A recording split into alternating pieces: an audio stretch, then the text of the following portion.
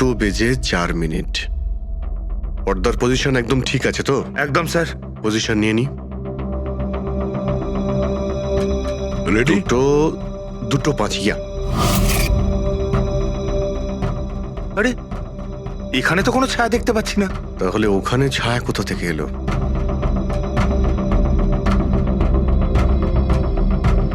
রোদটা এই দিক থেকেই আসছে। পুরবি তুমি ওইখানটা গিয়ে দাঁড়াও তো। ইয়া ব্যাস। হ্যাঁ, এইখানে ছায়াটা দেখা যাচ্ছে, ঠিক যেমনটা ওখানে ছিল, সেম টু সেম। আমি ঠিকই বলেছিলাম, এখানে কোনো 5 নম্বর লোক ছিল। আর সে ওখানেই দাঁড়িয়েছিল যেখানে আমি দাঁড়িয়েছিলাম। এই সেই লোকটাই হবে যে সুধীরবাবু আর তার পরিবারকে মেরেছে। আর সে আমাদের অলমোস্ট ধোকা দিয়ে দিয়েছিল যে এটা মার্ডার কাম সুইসাইড। আর ওর ছায়াই ওকে ধোকা দিয়ে দিয়েছে। কিন্তু স্যার আমরা এই ছায়ার মাধ্যমে খুনি অবধি পৌঁছবো কি করে? খুনির মেন টার্গেট ছিল সুধীর বাবু, আর সে ওই সময় ওখানেই দাঁড়িয়েছিল। নিশ্চয়ই চেনা জানাই কেউ হবে। কারেক্ট। খোঁজ নিয়ে দেখো সুধীরবাবু পার্টিতে কাদের কাদের ডেকেছিলেন।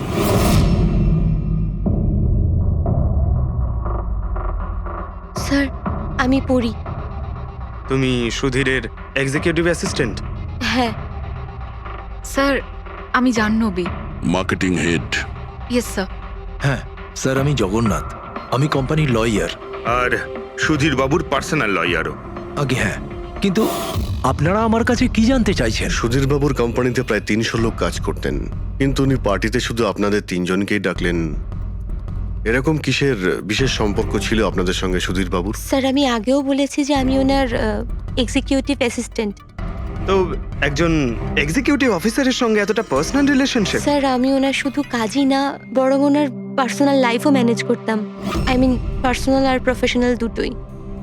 আর ওই দিনও আমি পার্টি ম্যানেজ করতে গেছিলাম, সেলিব্রেট করতে না। আর উকিল বাবু আপনি? স্যার আমি আর সুধীর হলাম ছোটবেলাকার বন্ধু।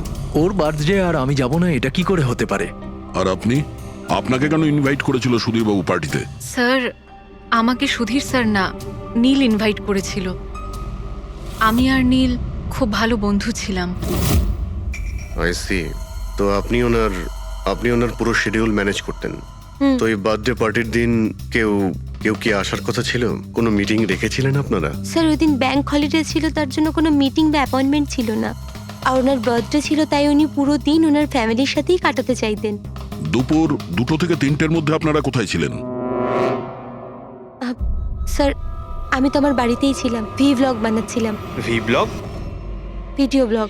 আমার একটা ইন্টারনেট চ্যানেল আছে যেখানে আমি ভিডিও বানিয়ে আপলোড করি। স্যার আমি বাড়িতে ঘুমোচ্ছিলাম, আমার শরীরটা ঠিক ছিল না। স্যার আমি আমার ফ্যামিলির সাথে ফিল্ম দেখতে গিয়েছিলাম। আচ্ছা, কিছুদিনের মধ্যে সুধীরবাবুর ব্যবহারে কোনো পরিবর্তন দেখেছিলেন আপনারা?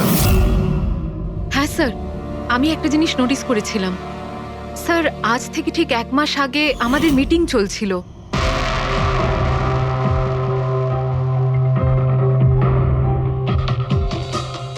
স্যার কি ব্যাপার, ভেতরে এসো। ঠিক আছে তুমি যাও।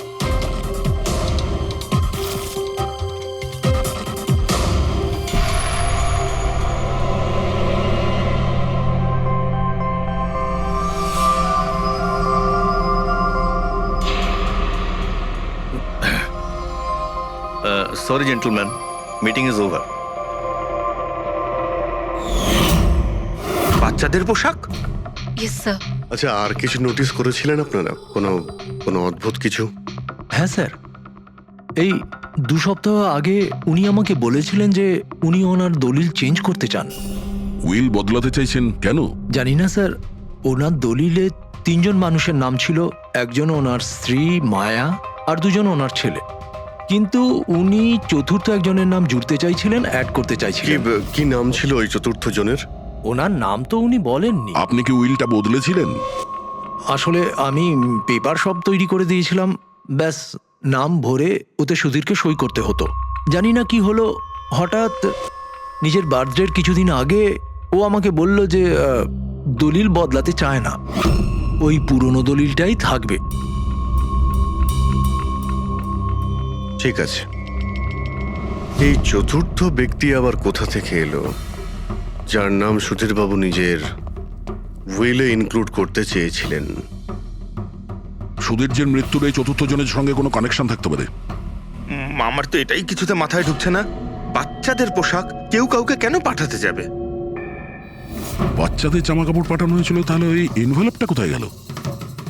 সুধীরবাবুর রুমটা তো আমরা ভালো করে চেক করেছি, ওখানে তো কিছুই পাইনি আমরা। বাড়িতে নয় তো অফিসে?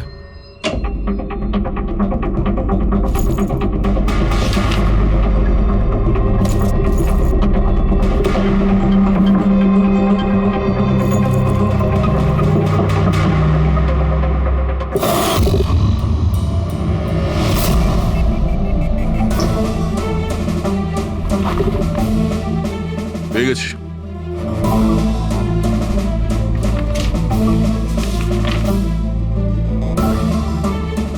আরে এতে তো দেখছি কোনো পোস্টাল স্ট্যাম্প বা যে পাঠিয়েছে তার নামই নেই। তাহলে পার্সেল এখানে পৌঁছলো কি করে? মনে হচ্ছে এই এনভেলপটা সোজা কেউ কোম্পানির পোস্ট বক্সে ঢেলে দিয়েছিল।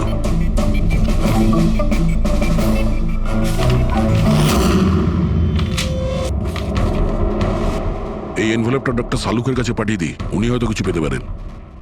ঠিক আছে। আচ্ছা, এই জাহ্নবী বলছিল যে এই পার্সেলটা দেখে মিস্টার সুধীর একদম চমকে গিয়েছিলেন। হতে পারে কোনো পুরনো স্মৃতি জেগে উঠেছিল।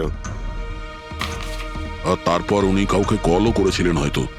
আগের মাসের কল ডিটেলস সুধীরবাবুরটা দেখি এই এনভেলপ পাওয়ার পরে সুধীরবাবু সবার আগে কাকে ফোন করেছিলেন? সুধীরের ফোন এসেছিল অনেক বছর বাদে। কি কথা হয়েছিল আপনাদের দুজনের? খুব রেগেছিল যে আমি ওকে কেন এনভেলপটা পাঠিয়েছিলাম, কিন্তু আমি তো ওকে এনভেলপ পাঠাইনি। কিন্তু কোনো কারণ তো ছিল যাতে সুধীরবাবু আপনাকে সন্দেহ করেন। হ্যাঁ নিশ্চয়ই, ওই এনভেলপে বাচ্চার জামা ছিল। ওর মনে হয়েছিল ওটা সেই জামাটাই যেটা আমি আর সুধীর আমাদের সন্তানের জন্য কিনেছিলাম। আমাদের বাচ্চার জন্য? আমার আর সুধীরের সন্তান। 30 বছর আগে আমি আরকে ওয়েবস কোম্পানিতে অ্যাকাউন্ট ডিপার্টমেন্টে কাজ করতাম। সুধীরের বাবা সেটার মালিক ছিল। ওখানেই সুধীর আর আমার সম্পর্ক হয়েছিল। আর কিছু বোঝার আগেই আমি বুঝতে পারি যে আমি সুধীরের সন্তানের মা হতে চলেছি। তো আপনাদের দুজনের বিয়ে হয়নি? না, হয়নি। সুধীর তো কথা দিয়েছিল, কিন্তু ওর প্যারেন্টস রাজি হয়নি, কারণ আমি ওদের স্টেটাসে ছিলাম না। ওনারা তো সুধীরের বিয়ে অনেক বড়লোক বাড়িতে আর সেম স্টেটাসে করতে চেয়েছিলেন। তারপরে ওর প্যারেন্টস আর ফ্যামিলি খুব চেষ্টা করেছিল ওকে, আমাকে, এমনকি আমার ফ্যামিলিকেও বোঝানোর জন্য যে আমি বাচ্চাটাকে নষ্ট করে দিই। আমিও ঠিক করেছিলাম যে যাই হয়ে যাক আমি আমার সন্তানকে জন্ম দেবই। 15ই মার্চ 1990 সালে আমার সন্তান এই পৃথিবীতে এসেছিল, কিন্তু সেই রাতেই ও মারা গিয়েছিল। যে বাচ্চাটাকে কোলে নিয়ে আদর করছিলাম, ছোট ছোট জামা কাপড় পরাচ্ছিলাম, কিচ্ছু করতে পারিনি আমি। আমি ভেবেছিলাম যে এরকম সময় তো সুধীর আমার পাশে থাকবে, আমাকে সাপোর্ট করবে, কিন্তু ও তো এর আগেই আমার সাথে কথা বলাটাও বন্ধ করে দিয়েছিল। আর ওই মাসেই ও মায়াকে বিয়েও করেছিল। তো সেই জন্যই আপনি আজ অব্দি বিয়ে করেননি আর এখানে একাই থাকেন? হ্যাঁ। সুধীরবাবু আপনার সঙ্গে যা যা করেছেন তার জন্য খুব কষ্ট হয়েছে আপনার, হয়তো খুব ঘেন্না করতেন ওকে। আমার থেকে বেশি ঘেন্নাও কে আর কেই বা করতে পারে। উনি আপনাকে আপনার অধিকার দেয়নি, আপনি সম্পত্তিতে ভাগ চাইলেন, আর যখন সম্পত্তি উনি আপনাকে দিলেন না তখন আপনি রেগে গেলেন আর মেরে দিলেন ওকে। আমি ওকে মারিনি, আর আমি ওকে কেন মারবো? আমি তো চেয়েছিলাম যে ও বেঁচে থাকুক আর সারা জীবন কষ্ট পাক। যেদিন সুধীরবাবু মারা যান সেদিন দুপুরবেলা আপনি কোথায় ছিলেন? আমি বাড়িতেই ছিলাম। আপনার কাছে কোনো উইটনেস বা প্রমাণ আছে? কোনো প্রমাণ নেই। হ্যালো, হ্যাঁ স্যার। ওকে স্যার, হ্যাঁ এখানেই আছেন, আমি বলে দিচ্ছি। হ্যাঁ, ইয়েস স্যার। স্যার সালুমকে স্যার ফরেন্সিকে ডাকছেন তাড়াতাড়ি, বলছিলেন যে কিছু দেখাতে চান। ওকে। শুনলে তো বিশ্বাসই করতে পারবে না বস। ওই এনভেলপটাকে যখন আমি ভালো করে পরীক্ষা করলাম তাতে কোনো ফিঙ্গারপ্রিন্ট তো পাইনি, কিন্তু ওই এনভেলপ থেকে আমি ডিএনএ এর জন্য স্যাম্পল পেয়ে গেছি। যে ওই চিঠিটা পাঠিয়েছে সে মনে হয় মুখ দিয়ে থুতু সাহায্যে ওটাকে সেঁটে দিয়েছে। আর এইভাবে ওই এনভেলপ থেকে আমি স্যালাইভা স্যাম্পল পেয়ে গেছি, যার থেকে ডিএনএ টেস্ট করতে পারবো। কিন্তু ডক্টর, ডিএনএ টেস্টিং এতে তো 4 থেকে 6 সপ্তাহ লাগবে। হ্যাঁ, আর আমি 5 দিনের জন্য যাচ্ছি দিল্লি এক কনফারেন্সে, কিন্তু তার আগে আমি কিছু প্রাইমারি টেস্ট করিয়ে নিয়েছি। তো স্যার আপনি এই টেস্ট থেকে কি পেলেন? এই টেস্ট থেকে আমি জানতে পেরেছি যে এটা যার ডিএনএ হোক না কেন তার ডিএনএ সুধীর বাবুর ডিএনএ এর সঙ্গে ম্যাচ করছে। কি? তার মানে এই যে তার মানে হচ্ছে এইটা যে এই চিঠিটা পাঠিয়েছে সেটা সুধীর বাবুর কোনো রক্তের সম্পর্কের লোক। তার মানে সুধীরেরই নিজের কেউ সুধীরকে ব্ল্যাকমেল করছে, কিন্তু কে কে হতে পারে? স্যার, অদিতির পেটে যে বাচ্চাটা ছিল সেটা তো মরা অবস্থায় জন্মেছিল। হ্যাঁ, আর রইল বাকি সুধীর বাবুর 2 ছেলে নীল আর রিতেশ। ওরা দুজন আবার সুধীর বাবু আর অদিতির গোপন রহস্যটা জেনে ফেলেনি তো? হতে পারে তার জন্যই ব্ল্যাকমেল করছিলেন, বাচ্চাগুলোর পোশাক পাঠিয়ে। আচ্ছা স্যার, ওই যে বাচ্চাদের পোশাক পেয়েছিলাম ওগুলো কি সত্যি পুরনো নাকি ময়লা টয়লা করে পুরনো দেখানোর চেষ্টা করা হয়েছে? আমি ওগুলোকে স্পেশালাইজড ল্যাবে পাঠিয়ে দিয়েছি চেক করার জন্য, তাড়াতাড়ি জানা যাবে। আচ্ছা পুরবি সুধীর বাবুর ছেলের ব্যাপারে কি জানতে পেরেছো? কি করতো? স্যার 1 বছর আগে সুধীর বাবু নিজের কোম্পানিতে নিজের ছেলেদেরকেই বোর্ড মেম্বার বানিয়েছিলেন, আর তারপর থেকেই কোম্পানি লসে যেতে শুরু করলো। ওরা কোম্পানির টাকা নিয়ে নিজেরাই নয়ছয় করতো, দামি দামি গাড়ি, প্রচুর শখ মেটাতো, সবকিছু করতো শুধু কাজ বাদ দিয়ে। কিন্তু স্যার সুধীরবাবু তার ছেলেদের খুব ভালোবাসতেন, দুজনের জন্য আলাদা আলাদা বাংলো। আচ্ছা, এটা নয় তো যে ওদের দুজনের মধ্যেই কেউ ওই এনভেলপটা লেটার বক্সে ফেলেছিল? কিন্তু একটা কথা কিছুতেই মাথায় ঢুকছে না, এই ব্ল্যাকমেলিং কেন? আরে ভাই, টাকার জন্য। কোম্পানি ডুবে যাচ্ছিল। কারেক্ট। কোম্পানি কাঙাল হওয়ার আগে যা কিছু গুছিয়ে নিতে পারে গুছিয়ে নাও। যদি সুধীর বাবুর 2 ছেলে তাদের বাবাকে টাকার জন্য ব্ল্যাকমেল করে থাকে তাহলে নিশ্চয়ই ওনার ব্যাংকের অ্যাকাউন্টে নিশ্চয়ই টাকা এসে থাকবে, খুব বড় রকমের ফিগার। একটা কাজ করো, এই দুজনের পার্সোনাল অ্যাকাউন্ট, কোম্পানি অ্যাকাউন্ট সব চেক করো, দেখো কোনো বড় অ্যামাউন্ট এসেছিল কিনা। স্যার স্যার কিছু পেয়েছি স্যার। আরকে ভিপস ইন্ডাস্ট্রি থেকে কোটি টাকা ট্রান্সফার হয়েছে স্যার। কার অ্যাকাউন্টে ট্রান্সফার হয়েছে? 1 মিনিট দেখছি। এগুলো রিতেশ আর নীলের অ্যাকাউন্টই হবে? না স্যার, প্রাইভেট অ্যাকাউন্ট, রেচেলের নামে। কোন টাকা? আপনারা কি নিয়ে কথা বলছেন? আমি কিচ্ছু জানি না। কোন টাকা? সেই টাকাটা যেটা আরকে ভিপস এর অ্যাকাউন্ট থেকে তোমার অ্যাকাউন্টে ট্রান্সফার হয়েছে। এবার কিছু মনে পড়েছে? ওটা তো আমার স্যালারি, আমি ওখানে কাজ করতাম। স্যালারি? 11 কোটি স্যালারি? হ্যাঁ, তাও আবার 2 সপ্তাহের। ওই হিসাবে তো তোমার মান্থলি স্যালারি 22 কোটি টাকা হবে। কি কাজ কি করো তুমি? ব্ল্যাকমেলিং এর কাজ। তুমি আর রিতেশ দুজন মিলে সুধীর বাবুকে ব্ল্যাকমেল করছিলে। দেখো রিচেল, আমরা খুব ভালো করেই জানি যে তুমি আরকে কোম্পানিতে একদিনের জন্যও কাজ করনি। এবার পরিষ্কার করে সত্যিটা বলবে নাকি? রিতেশ কিন্তু আর নেই, তাই যত শাস্তি সব তোমাকেই কিন্তু পেতে হবে। ব্ল্যাকমেলিং আর এক্সটর্শনের শাস্তি জানো তুমি? আমি কাউকে ব্ল্যাকমেল করিনি। তাহলে সুধীর বাবু কি তোমাকে 11 কোটি টাকা এমনিই দান করে দিলেন? সুধীর আঙ্কেল তো ওই টাকা ট্রান্সফারই করেননি।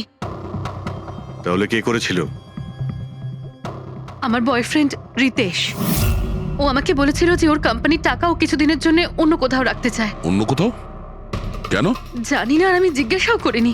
তুমি রিতেশকে জিজ্ঞাসা করনি, আর যখন রিতেশ মারা গেল তখন পুলিশকেও বলনি। আমি ভেবেছিলাম যে রিতেশ তো আর বেঁচে নেই, তাই তাই টাকাগুলো আমি রেখে দিই। কেউ কি করে জানতে পারবে? কিন্তু সুধীর বাবুর ফ্যামিলিকে মারতে পারে কারা? পরি তো ভিডিও বানাচ্ছিল, আর জাহ্নবী অসুস্থ ছিল, আর জগন্নাথ নিজের ফ্যামিলির সঙ্গে ফিল্ম দেখছিল। কিন্তু অদিতির ব্যাপারে আমি কিছুই বুঝতে পারছি না। কিন্তু কে হতে পারে যে সুধীর বাবুকে এনভেলপ পাঠায়, ওই প্যাকেটটা পাঠায়? সে কে? ওর নামটা সুধীর বাবু উইলে লিখতে চেয়েছিলেন কিন্তু লেখেননি। সে কে?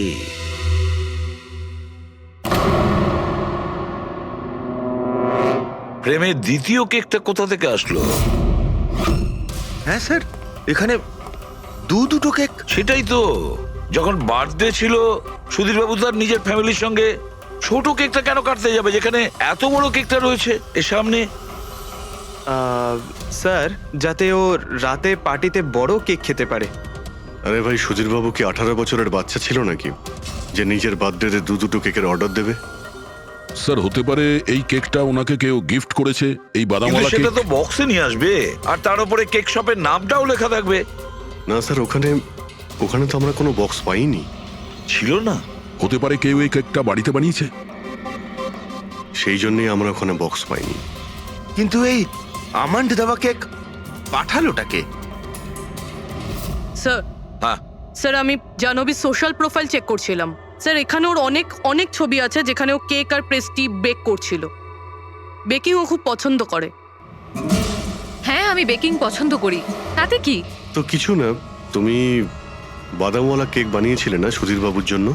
আমি যখন জানি যে ওনার বাদামে অ্যালার্জি, তাহলে আমি ওনার জন্য বাদাম কেক কেন বানাবো? কারণ তুমি চাইছিলে যে উনি কেকটা না খান, যদি খেতে অজ্ঞান হয়ে যেত না। আর তুমি চাইতে যখন তুমি ওকে মারবে তখন যেন ওর জ্ঞান থাকে, কষ্ট পায় তোমার সামনে, প্রাণ ভিক্ষা করে, তাই না? আরে আমি সুধীর আঙ্কেলকে কেন মারবো? তুমি কেকের মধ্যে সেনেটিভ মেশাওনি রিতেশ, নীল আর মায়াকে মারার জন্য? আপনারা এইসব কি বলছেন বলুন তো? ব্যাস ব্যাস, অনেক হয়েছে। তুমি বলেছিলে না যে ওই দিন তুমি অসুস্থ ছিলে আর বাড়িতেই ছিলে? কোথাও তুমি যাওনি।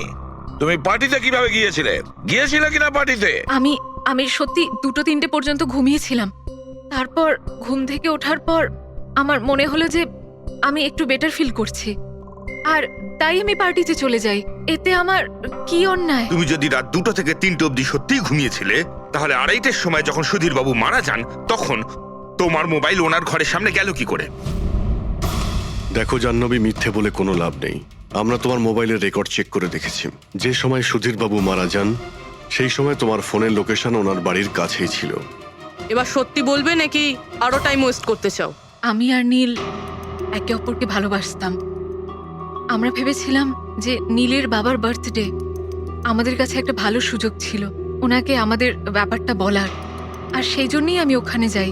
ওখানে গিয়ে নীলকে অনেকবার কল করি, প্রায় 1 ঘন্টা ওখানে ছিলাম আমি, কিন্তু নীলের কোনো কল আসেনি। আমি ভেবেছিলাম নীল হয়তো সময় পাচ্ছে না আমাকে কল করার। মিথ্যে কথা। তোমার মনে হয়েছিল নীল তোমাকে ঠকাচ্ছে, সেই কারণে তুমি ওকে আর ওর পুরো ফ্যামিলিকে মেরে দিয়েছো। এই আপনারা কি বলছেন বলুন তো? আমি বেকিং করতে ভালোবাসি, তার মানে তো এটা নয় যে খুনটা আমি করেছি। ইন্টারনেটে রেসিপি দেখে তো যে কেউ কেক বানিয়ে ফেলতে পারে। কেক বানানো কি এমন কঠিন কাজ? আর রিতেশের গার্লফ্রেন্ড রেচেল, ও তো বেকিং করে। আপনারা ওকে কি কেন কিছু জিজ্ঞেস করছেন না? সবাইকে জিজ্ঞেস করবো আমরা। ডাকো সবাইকে। ভীষণ ইন্টারেস্টিং কেস এটা। এরকম খুব কম হয় যে এতজনের কাছে একটা লোকের প্রাণ নেওয়ার জন্য সুযোগও আছে আর মোটিভও আছে। আপনারা আবার? আরে স্যার, আমি কেন মারবো ওনাকে? আপনি নীলকে বিয়ে করতে চেয়েছিলেন, ওর ফ্যামিলির লোকেরা রাজি হয়নি। এ তো খুব বড় একটা কারণ খুন করার। আর সুধীর বাবুর ফ্যামিলির জন্য আত্মমর্যাদা, সোশ্যাল স্ট্যাটাস অনেক গুরুত্বপূর্ণ ব্যাপার ছিল। এর সবচেয়ে বড় এক্সাম্পল অদিতি দেবী। আর সুধীর বাবু এই নিজের সম্পত্তি আর স্ট্যাটাসের জন্য আপনার জীবন নষ্ট করে দিয়েছেন। তাহলে আপনার থেকে বেশি ঘৃণা আর কে করতে পারে? আমার কাছে পয়সার কোনো মূল্য নেই, আর না কোনো বিষয়ে রিগ্রেট। আফসোস তো তোমার হওয়ার কথা রাচেল।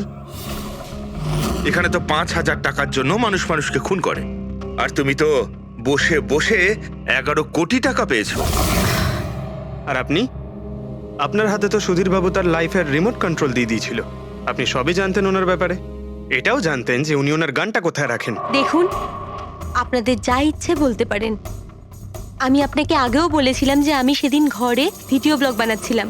চাইলে আমার ফোনও চেক করতে পারেন। হ্যাঁ হ্যাঁ, নিশ্চয়ই। ওই দেখি, জানা তো যাবে কিভাবে ভিডিও ব্লগ বানানো যায়।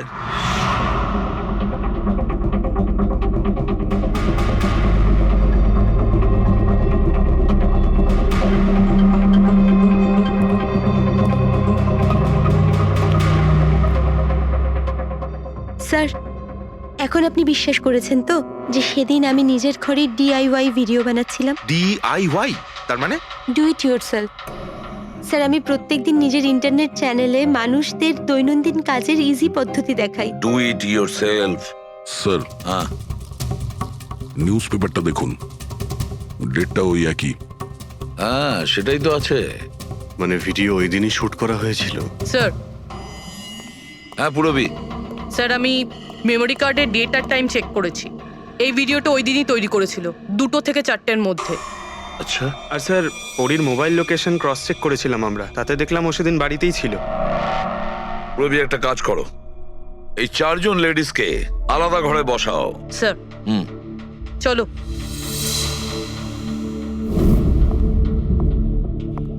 স্যার কি ভাবছেন আপনি? সমস্ত প্রমাণ তোর পক্ষেই দেখছি। এই কেসটা তো আমি অন্ধকারে ডুবে যেতে দেখছি। ঠিক একটা কথা তো পরিষ্কার, যখন অন্ধকার হয় তখন কোনো ছায়া পড়ে না, কিন্তু আমার মনে হয় এই পুরো কেসটাই ছায়ারই খেলা। সানডাইল জানো তো? সানডাইল এই জিনিসটা আসলে সূর্যের আলো কোন দিকে যায় সেই অনুযায়ী টাইমটা দেখায়। হ্যাঁ, সানডাইল এমন একটা জিনিস যেটা থেকে আমরা আকাশের সূর্যের পজিশনটা বুঝতে পারি, যেটা থেকে আমরা সময়টা আন্দাজ করতে পারি।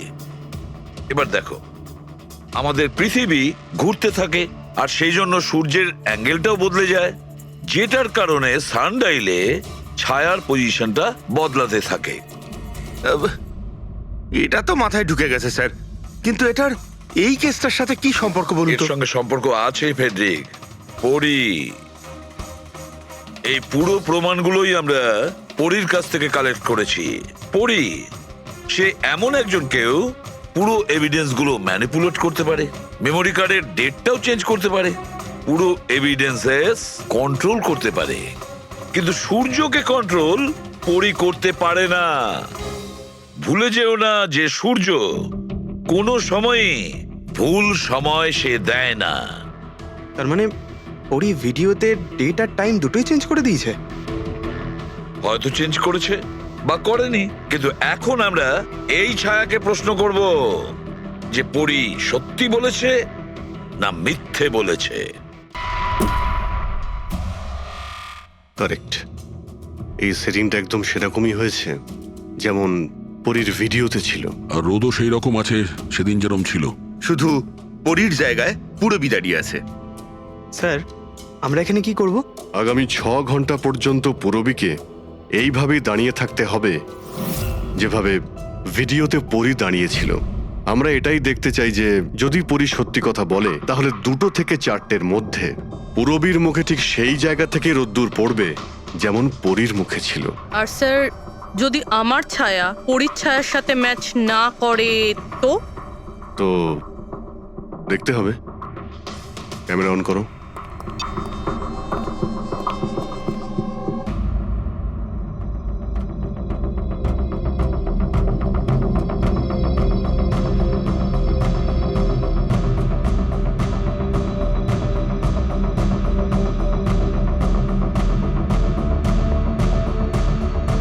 চলো, গুড।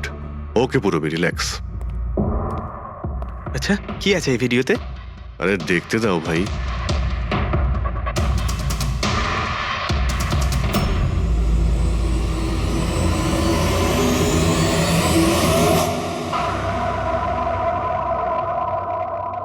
তো সকাল 11টা থেকে 1টার মধ্যে তুমি ওই ভিডিওটা রেকর্ড করেছিলে।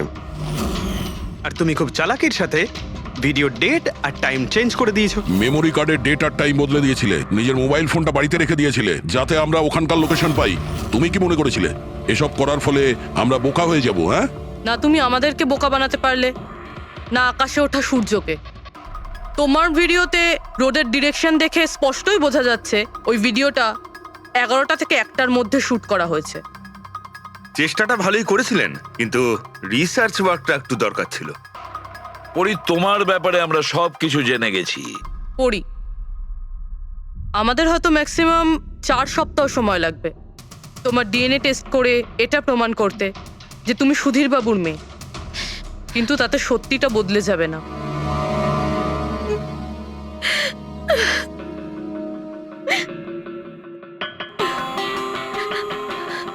আমি ওনাকে মারতে চাইতাম না, একদমই মারতে চাইতাম না ওনাকে। আমি তো শুধু এইটুকু চাইতাম যে উনি আমাকে স্বীকার করুক। ছোট থেকে এখনো অবধি আমি অনাথ আশ্রমে বড় হয়েছি, তার জন্য একটা ফ্যামিলি চাইতাম আমি। তুমি সুধীর বাবুর ব্যাপারে জানতে পারলে কিভাবে? ওই আমার ছোটবেলার জামা কাপড়ের জন্য। ওই জামা কাপড়ে হসপিটালের কার্ড ছিল, উনি ওটা বের করতে ভুলে গেছিলেন। ওই কার্ডে বাবার নাম্বারও ছিল। তারপর আমি বাবাকে অনেক খুঁজলাম, তখন শেষ পর্যন্ত ওনার কোম্পানির কথা জানতে পারলাম। কিন্তু তুমি ওনার কোম্পানি কেন জয়েন করলে? তুমি চাইলে সুধীর বাবুকে অন্য জায়গাতেও কথাটা বলতে পারতে যে তুমি ওনার মেয়ে। কিন্তু আগে আমি ওনার সাথে দেখা করতে চাইতাম, চিনতে চাইতাম ওনাকে। তারপর আস্তে আস্তে জানতে পারলাম যে উনি খারাপ মানুষ নন, মনের দিক থেকে খুবই বড়। তখন আমি ভাবলাম যে হয়তো ওই সময় ওনার অবস্থা খুব খারাপ ছিল, তাই অনাথ আশ্রমে দিয়েছিল আমাকে। কিন্তু এখন তো ওনার খুব ভালো অবস্থা, এখন তো উনি আমায় আপন করতে পারতেন। তাহলে ওনার সঙ্গে দেখা হতে না হতে প্রপার্টিতে ভাগ কেন চাইলে? কারণ আমি জানতে চাইতাম যে ওনার কাছে ইম্পর্টেন্ট কি, টাকা না আমি। তার জন্যই সুধীর বাবু ওনার উইল চেঞ্জ করতে চাইছিলেন। হ্যাঁ, আর এটা শুনে আমি খুব খুশি হয়ে গেছিলাম। কিন্তু সুধীর বাবু তার সিদ্ধান্ত বদলে ফেলেছিলেন, যেটা তুমি সহ্য করতে পারোনি। স্যার, ও সব ওনার ওয়াইফ আর ওনার মেয়ের জন্য হয়েছিল। ওরা এটা সহ্যই করতে পারছিল না যে বাবা আমার নাম উইলে অ্যাড করছিল। অর্থাৎ আরও একবার সুধীর বাবু আপনাকে মেনে নিতে অস্বীকার করলেন। হ্যাঁ, আর এইবারও ঠিক ফ্যামিলির জন্যই। উনি একদম বদলাননি, উনি একদম ঠিক আগের মতোই ছিলেন। সেলফিশ, সুবিধাবাদী, দায়িত্বজ্ঞানহীন। সহজভাবে নিজের ভাগটা পাননি বলে ওনাকে ব্ল্যাকমেল করতে শুরু করে দিলেন। না, আমি যখন ওনাকে প্রথম এনভেলপ পাঠিয়েছিলাম তখন আমার এরকম উদ্দেশ্য ছিল না। আর না আমি এতটাই বোকা যে এনভেলপ নিজের মুখ দিয়ে সিল করব। আমি তো এটাই ভাবতাম যে অ্যাটলিস্ট উনি আমাকে নিজের ফ্যামিলিতে ইনক্লুড করুক, আমার নিজেরও একটা ফ্যামিলি হোক। আর তার জন্যই আমি বাবার জন্মদিনের দিন নেশাযুক্ত ওষুধ দিয়ে বাদামের কেক নিয়ে ওনার বাড়িতে গেছিলাম। Happy birthday to you.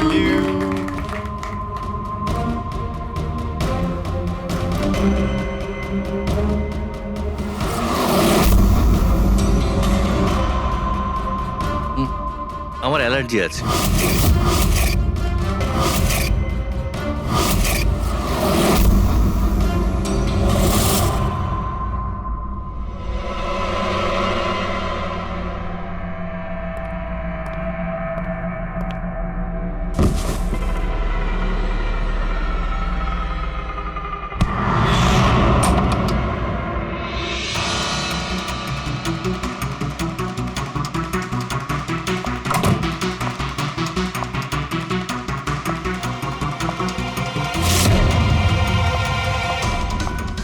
বাবা,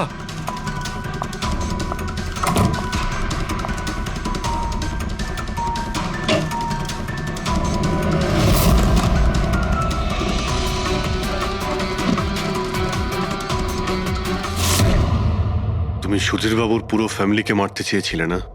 তোমার লক্ষ্য পূরণ হয়েছে। এবার তোমার সঙ্গে ওনার ফ্যামিলির লাস্ট মেম্বারও শেষ হয়ে যাবে। জেল যাওয়ার আগে আমরা তোমার সঙ্গে কারোর সঙ্গে দেখা করিয়ে দিতে চাই।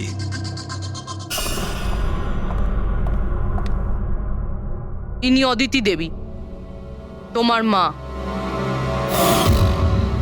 মা?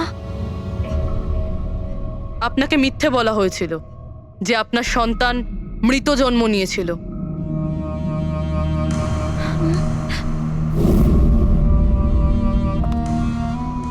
মা?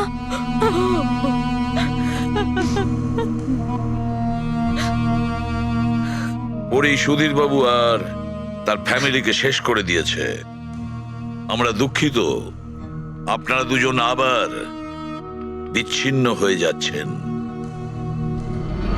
কত দূর এখান থেকে? হ্যালো, স্নেহাল হ্যালো স্যার, কি হয়েছে পঙ্কজ? স্নেহাল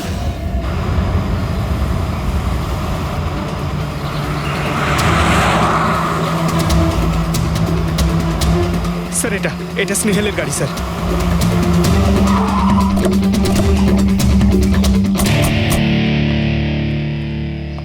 আপনারা? সিআইডি। স্যার আমি ইন্সপেক্টর মহেশ। সামনে থানাতেই আমার পোস্টিং রয়েছে। কিছু জানা গেছে? তেমন কিছু জানতে পারিনি স্যার, কিন্তু গাড়ির সামনে থেকে এই ভাঙা মোবাইলটা পড়েছিল পেয়েছি স্যার।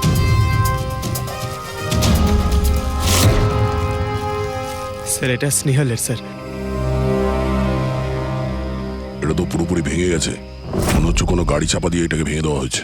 স্যার হয়তো অপরাধী এই গাড়িটা করেই এসেছিল আর তারপরে ওকে এই গাড়িটা করেই নিয়ে গিয়েছে। স্যার এদেরকে যদি একবার হাতে পাই না, একটাকেও ছাড়বো না।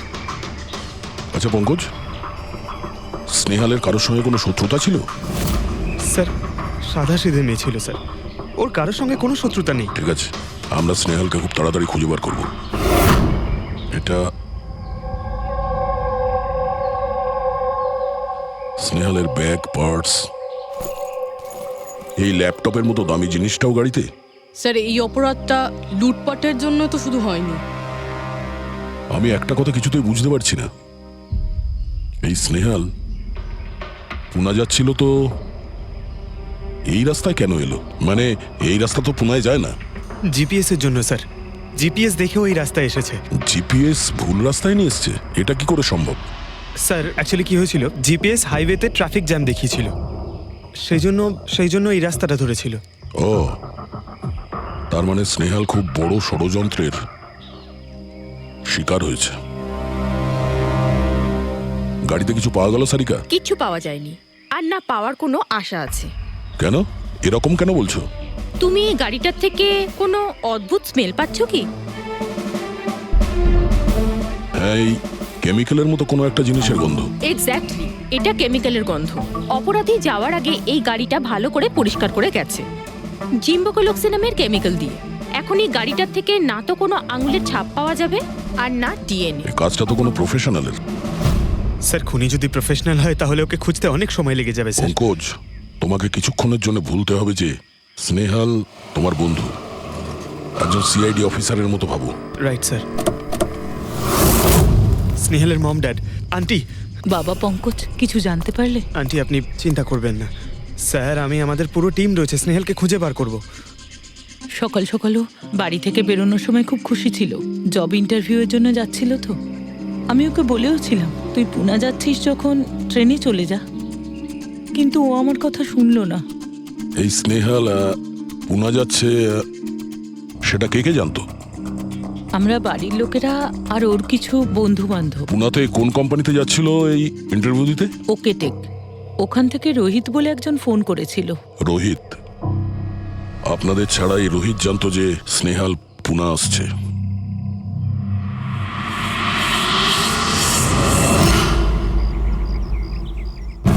এই ইনফরমেশনটা পেয়ে গেলে স্যার আমরা অনেকটা এগিয়ে যাব। হ্যালো স্যার, আমি হলাম রোহিত, এই কোম্পানির এইচআর ম্যানেজার। রোহিত, স্নেহাল নামের একটা মেয়ে তোমার কোম্পানিতে আসার কথা ছিল না জব ইন্টারভিউ দিতে? জব ইন্টারভিউয়ের জন্য? আগে না তো। না মানে কি বলতে চাইছেন? এই ইমেলটা আপনাদের কোম্পানি থেকে পাঠিয়েছিল তো? এটা তো আমাদের কোম্পানির ইমেল অ্যাড্রেসই নয়, কেউ নকল ইমেল থেকে হয়তো এনাকে বোকা বানিয়েছে। আচ্ছা, এরকম না তো যে এখন তুমি আমাদের বোকা বানাচ্ছ? হ্যাঁ স্যার, এই দেখুন আমার কার্ড, এখানে কোম্পানির ইমেল আইডি পরিষ্কার করে লেখা আছে। যদি আপনি চান তাহলে আমি কোম্পানির বসের সাথেও আপনার দেখা করাতে পারি। আমাদের কোম্পানির সমস্ত পজিশনই ফুল আছে, আর এখানে কোনো কাজের জন্য কোনো ইন্টারভিউই চলছে না। স্যার তার মানে এই ইমেলটাও ওই অপরাধীরাই পাঠিয়েছে। অনেক বড় প্ল্যানিং করেছিল কেউ, সে যেই হোক স্নেহালের সম্পর্কে অনেক কিছু জানে। পঙ্কজ, একটু ঠান্ডা মাথায় ভেবে তারপরে বলো। স্নেহালের সঙ্গে কারোর কি কোনো শত্রুতা ছিল? না স্যার। আরে একটু ভেবে চিন্তে বলো, হয়তো ও কখনো বলেছিল কারোর সঙ্গে ঝগড়া হয়েছিল। হ্যাঁ, মনে করো। দেখো ভাই পঙ্কজ, পৃথিবীতে এমন কোনো মানুষ নেই যার কখনো না কখনো কারোর সঙ্গে মনোমালিন্য হয়নি। তবে আরে ছোটখাটো ঝগড়া হয়তো হয়েছিল কারোর সঙ্গে। স্যার ছোটখাটো ঝগড়া হয়তো ওর বন্ধুদের সঙ্গে হয়েছে স্যার, কিন্তু এমন বড় কোনো ব্যাপার হয়নি যে ওকে কেউ এভাবে তুলে নিয়ে যাবে। আর স্যার স্নেহালের বাড়িতে কোনো কিডন্যাপারের ফোন পর্যন্ত যায়নি মুক্তিপণের টাকা চেয়ে। স্যার ও মিডল ক্লাস ফ্যামিলি থেকে বিলং করে স্যার। আর স্যার কেউ যদি মুক্তিপণ দাবি করে ওরা দিতেও পারবে না। পঙ্কজ, তুমি বলছিলে যে জিপিএস ওকে ভুল রাস্তায় পাঠিয়েছিল, তাই তো? আর জিপিএস থেকে ও বুঝতে পেরেছে যে ট্রাফিক জ্যাম আছে এক্সপ্রেস ওয়েতে, তাই তো? Yes sir. কিন্তু স্যার ট্রাফিক পুলিশের লোকরা তো বললেন হাইওয়েতে কোনো জ্যামই ছিল না সেদিন। সেটাই তো, তার মানে জিপিএস ওকে ভুল ইনফরমেশন দিয়েছিল। স্যার জিপিএস ভুল ইনফরমেশন কি করে দিতে পারে স্যার? আজকাল তো প্রায় সকলেই জিপিএস ব্যবহার করে। প্রবলেম জিপিএস এ নয়, প্রবলেম হলো এটা যে আজকাল যেভাবে computer, mobile phone, laptop hack হয় সেভাবে জিপিএসও হ্যাক করা যেতে পারে। হ্যাঁ, হতেই পারে। আর অপরাধীরা যেখানে এরকম প্ল্যান করতে পারে তখন জিপিএস হ্যাক করা ওদের কাছে কোনো ব্যাপারই না। স্যার স্যার বিগত 5-6 মাসে এরকম আরো অনেক লোক আছে যারা স্নেহালের মতনই গায়েব হয়ে গেছে। এদেরও গাড়ি থেকে কিডন্যাপ করা হয়েছে, আর সেই কেমিক্যালও ছেটানো হয়েছিল ওই গাড়িগুলোর মধ্যে যাতে প্রমাণ লোপাট করা যায়।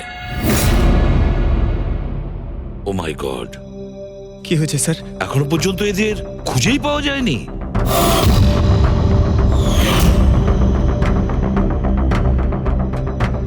পঙ্কজ, এভাবে ভয় পাবে না, বুঝেছ? স্নেহালকে আমরা খুঁজে বের করবই, ওর কোনো ক্ষতি হতে দেব না, ভয় পেও না। রবি, দেখো তো ক্রাইম ব্রাঞ্চের ইন্সপেক্টর সমীর, উনি এই কেসটা হ্যান্ডেল করছে, ওনাকে বিরতি রাখো। স্যার এই নিখোঁজ ব্যক্তিগুলো সব একই রকম ভাবে নিখোঁজ হয়েছে। প্রথমে ওনাদের চাকরি কিংবা ফ্রি গিফটের লোভ দেখিয়ে ডাকা হয়েছে, তারপরে জিপিএস হ্যাক করে গাড়িতে তুলে নিয়ে যাওয়া হয়েছে, তারপর কেমিক্যাল ঢালা হয়েছে যাতে প্রমাণ সব নিশ্চিহ্ন হয়ে যায়। সমীর, সেসব আমরা জেনেই গেছি। যদি নতুন তথ্য কিছু পাওয়া গিয়ে থাকে বা নতুন কিছু যেটা দিয়ে আমরা অপরাধীর কাছে পৌঁছতে পারি। স্যার গত মাসে এরকম নতুন কিছু একটা পেয়েছিলাম। স্যার দাঁড়ান, এখানেই দাঁড়ান স্যার।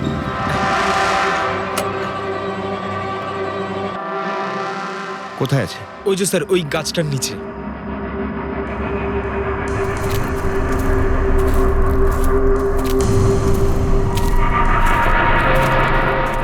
কি হলো, চলো। না স্যার আপনি যান। আরে ঘাবড়াচ্ছ কেন, আমি আছি তো তোমার সঙ্গে। এসো। না স্যার আমার ভয় লাগে ভীষণ। আচ্ছা জায়গাটা কোথায়? ওই যে স্যার ওইখানে গাছটার নিচে। দাও, আমাকে দাও।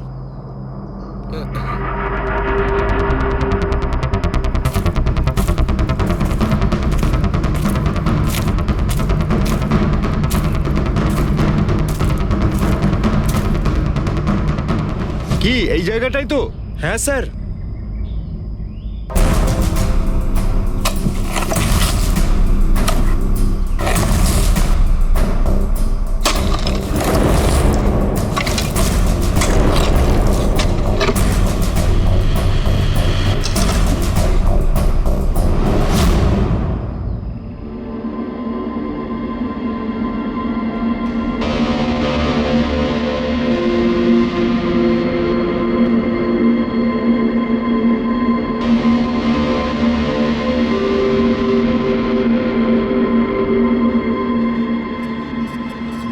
নিখোঁজ লোকেদের মধ্যে একজনকে অ্যাসিড ঢেলে পুরো পুড়িয়ে দেওয়া হয়েছিল। আপনি এটা কি করে জানলেন যে যে মারা গেছে সে এদের মধ্যে কেউ একজন? অন্য কেউ তো হতে পারে। ডেন্টাল রিপোর্ট থেকে জানা গেছে ওই লাশটা ভিকটিম নাম্বার 4 রিচা কুমারের। বাকি যারা নিখোঁজ হয়েছিল তাদের কি খবর? না স্যার, কারোর কোনো খোঁজ পাওয়া যায়নি। রিচার সাথে যা হয়েছে তা দেখে আমার মনে হচ্ছে না যে ওনাদের মধ্যে আদৌ কেউ আর বেঁচে আছেন। স্যার তার মানে স্যার স্নেহালও বাঁচবে না। স্নেহালকেও মেরে ফেলবে স্যার। পঙ্কজ, দেখ, নিয়ে যাও ওকে বাইরে। পঙ্কজ, স্যার হতে পারে এটা কোনো সিরিয়াল কিলারের কাজ, হয়তো।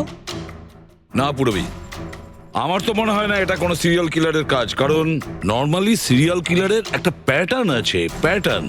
খুন করার, কাউকে মেরে ফেলার, কিন্তু না না জানি না কেন তবুও সিরিয়াল কিলার মনে হচ্ছে না আমার। এই দেখো, সে যেই হোক এ তো যাকে তাকে মারছে, সে কোনো মেয়ে বা মহিলা হোক বা কোনো পুরুষই হোক।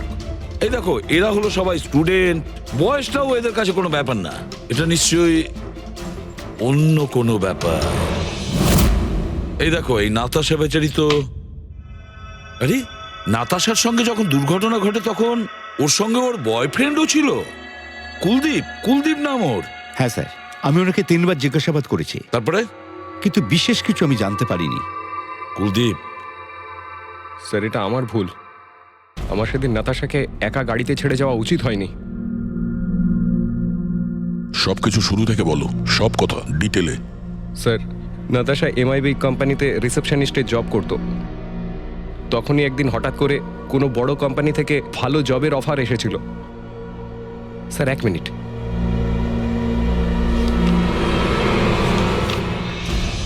স্যার, আগের চাকরিতে নাতাশার স্যালারি কত ছিল? স্যার 20,000 টাকা। আর এই চাকরিতে 1 লক্ষ টাকা স্যালারি দেওয়া হচ্ছে। তোমার খুব অদ্ভুত মনে হয়নি যে হঠাৎ কেউ এত বড় চাকরি কেন দেবে? স্যার অদ্ভুত তো লেগেছিল স্যার, কিন্তু আমরা তখন ভেবেছিলাম যে এটাই হয়তো ভাগ্যের খেলা।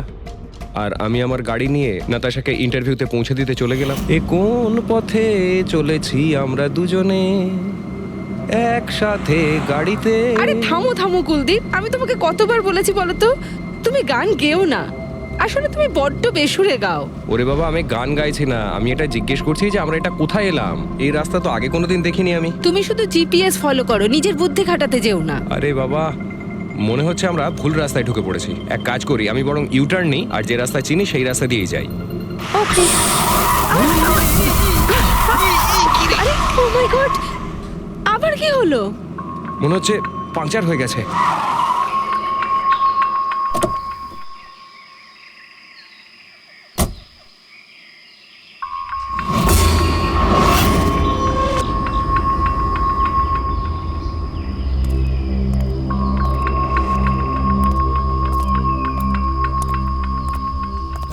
ও নো,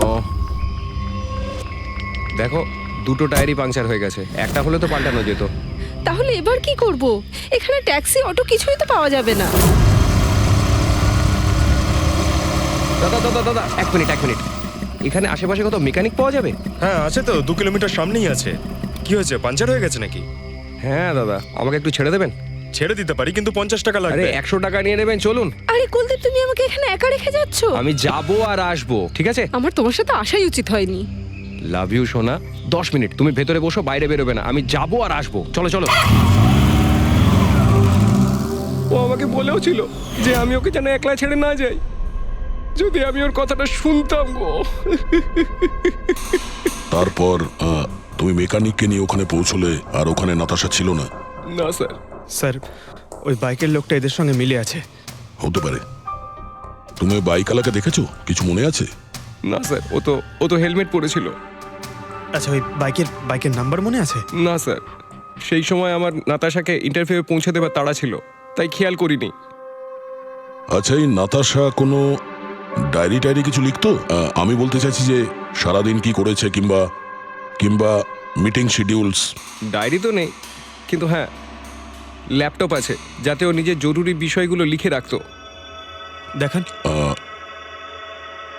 একটু খোলো এটাকে। পাসওয়ার্ড 20/04/1987। এটা নাতাশা? আগে হ্যাঁ স্যার। এই দুর্ঘটনা ঘটেছিল 6 মার্চ। দেখো তো দুর্ঘটনার আগেও কোথায় গেছিল। ওর শিডিউলটা চেক করো।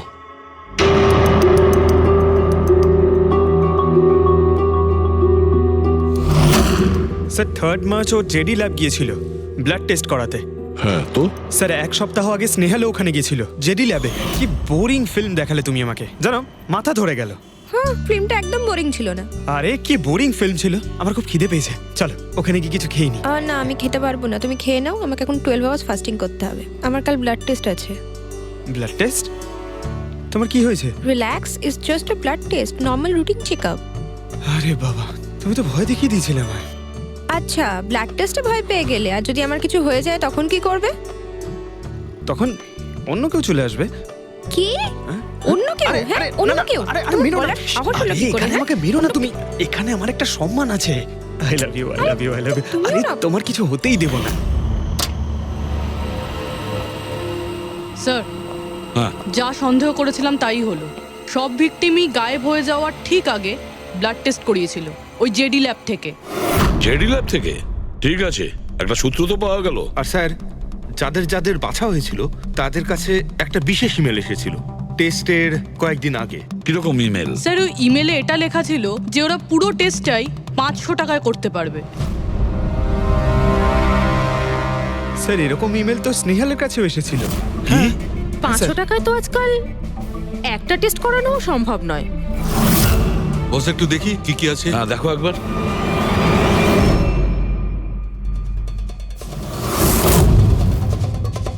আরে এটা তো একটা বিশাল লম্বা টেস্টের লিস্ট দেখছি। এ তো 500 টাকায় হবেই না, কম করে 15-20 হাজার টাকা লাগবে। কি বলছো তুমি? হ্যাঁ, ব্যাপারটা বেশ গোলমেলে মনে হচ্ছে সালুখে।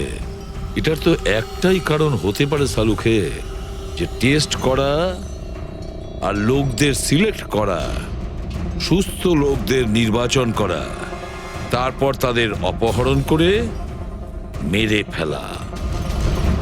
কিন্তু কেন কেন ওরা মারছে?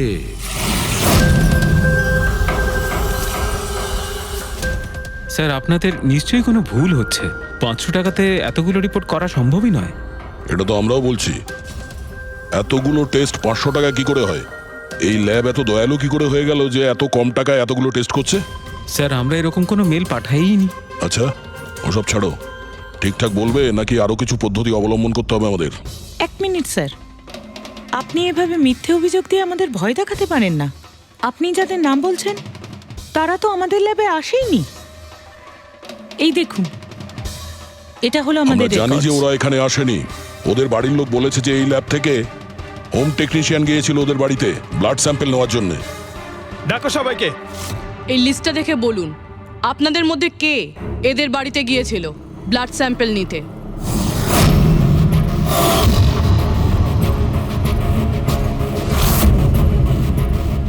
আমি যাইনি স্যার। আমি যাইনি স্যার। আমিও জানি স্যার।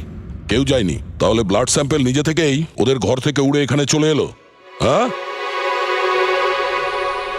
এই ফিস করাটা বন্ধ করুন। জোরে বলুন, নাকি সিআইডি ব্যুরোতে গিয়ে কথা বলবো? স্যার, অ্যাকচুয়ালি আপনারা ঠিকই বলেছেন। আমরা ভিকটিমদের বাড়ি যাইনি, বরং ওরা এখানে এসেছিলেন টেস্ট করাতে। কিন্তু সেই দিন নয় যেদিন আপনি বলছেন। এই দেখুন, কয়েক মাস আগে এসেছিলেন ব্লাড টেস্ট করাতে, ওইসব রিপোর্টস করাতে নয়। অর্ধেক সত্য তো তুমি বলে দিয়েছো, এবার পুরোটাই বলে দাও। কি করেছো তোমরা এদের সাথে? বলছি তো আমরা কিচ্ছু করিনি। নিশ্চয়ই কেউ আমাদের নাম নিয়ে নকল ইমেল পাঠিয়েছে। কিন্তু ওই নকল ইমেল পাঠানো লোকেরা কি করে জানলো যে তোমার ল্যাবে কোন কোন পেশেন্ট এসছে ব্লাড টেস্ট করানোর জন্য? তার মানে কেউ তো আছে এই ল্যাবে যে ওই অপরাধীদের এই ডিটেল দিচ্ছিল। কে? আচ্ছা, একটা কথা বলুন, যতগুলো লোক নিখোঁজ হয়েছে তাদের সবার যে ব্লাড রিপোর্ট এসছে তার কোনো কমন ব্যাপার আছে? কোনো কমন একই রকম রোগ কিংবা ব্লাড গ্রুপ এক? না স্যার, কিছুই কমন ছিল না। সবার ব্লাড গ্রুপ একদম আলাদা আলাদা ছিল। কোনো অসুখও ছিল না। মানে সবার রিপোর্টই ঠিক ছিল? পুরবী, পঙ্কজ, এদের সবাইকে গাড়িতে বসাও, ব্যুরো নিয়ে চলো এদের। কিন্তু আমি তো কিছুই করিনি স্যার। আমি একদম সত্যি বলছি স্যার, আমি সম্পূর্ণ নিরপরাধ। স্যার, আমিও তো কিছু করিনি।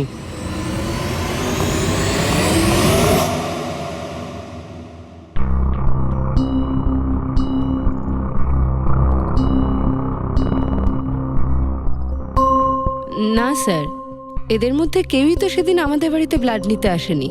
আপনি ঠিক দেখেছিলেন? হ্যাঁ, আপনি পুরো নিশ্চিত যে এদের মধ্যে কেউ ছিল না? না স্যার, কেননা ওই লোকটা টুপি পরেছিল। স্যার, স্যার, জেডি ল্যাবের বাকি এমপ্লয়ীদের ডিটেলস বের করেছি, যাদের উপর আমাদের সন্দেহ আছে। আচ্ছা, তারা কারা? একজন নয় স্যার, এরকম 4 জন লোক আছে যাদের উপর ভালো মতো সন্দেহ করা যেতে পারে। স্যার, সবার আগে সন্তোষ। এর স্ত্রী 8 মাস ধরে হসপিটালে রয়েছে, আর চিকিৎসা করার জন্য এর কাছে কোনো টাকাও ছিল না। জানি না হঠাৎ করে এর কি লটারি লেগে গেল যে যে সব টাকা পয়সা মিটিয়ে নিজের স্ত্রীর চিকিৎসা করিয়ে নিল। আচ্ছা। আর স্যার, দ্বিতীয় ব্যক্তি হলো যতীন। 8 মাস আগে জেডি ল্যাবে ও এই চাকরিটা পেয়েছিল, আর এই সমস্ত ঘটনা শুরু হয় 7 মাস আগে। মানে এই চাকরিতে জয়েন করার পর থেকেই এই সমস্ত ঘটনাগুলো শুরু হয়। বাকি দুজন? স্যার, সিদ্ধেশ আর মালিনী, এদের স্যালারি ওই 18 আর 20,000, কিন্তু তারপরেও এরা বিগত 6 মাসে 2বার ফরেন ট্রিপ করে ফেলেছে। আচ্ছা, সন্তোষ, যতীন, সিদ্ধেশ আর মালিনী, মনে হয় আবার জেডি ল্যাব যেতে হবে। হ্যাঁ, আমি গেছিলাম ইউরোপে ছুটি কাটাতে, কিন্তু ওই টাকাটা কোনো অসৎ পথে আসেনি। আমার কাকা আমার জন্য 25 লাখ টাকা রেখে গেছেন ওনার উইলে। আর মালিনী দেবী, আপনি ইউরোপ ঘুরে এলেন, তা আপনার জন্য কেউ সম্পত্তি কিছু রেখে গেছিল নাকি? না স্যার, আসলে আমি সিদ্ধেশের সাথেই গিয়েছিলাম। সিদ্ধেশের সঙ্গে? অ্যাকচুয়ালি মালিনী আর আমি একে অপরকে ভীষণ ভালোবাসি। ও, লাভ স্টোরি। হ্যাঁ, আমি আমার ওয়াইফের চিকিৎসা করিয়েছিলাম, কিন্তু কোনো খারাপ কাজ করে নয়, ওর গয়না বিক্রি করে। আর তাছাড়া আমার বাড়িটাও বন্ধক দেওয়া রয়েছে। যদি আপনারা পেপারস দেখতে চান তাহলে সেটাও দেখাতে পারি আমি। হ্যাঁ স্যার, সন্তোষ তো সারাদিন ধরে অফিসেই থাকে। এ কখন যাবে কারোর ব্লাড স্যাম্পল নিতে? আর যতীন? যতীন তো খুব কমই অফিসে আসে, তখনই আসে যখন কোনো জরুরি কাজ থাকে। আচ্ছা, তার মানে এই আমাদের লোক হতে পারে। এই যতীনকে কোথায় পাবো?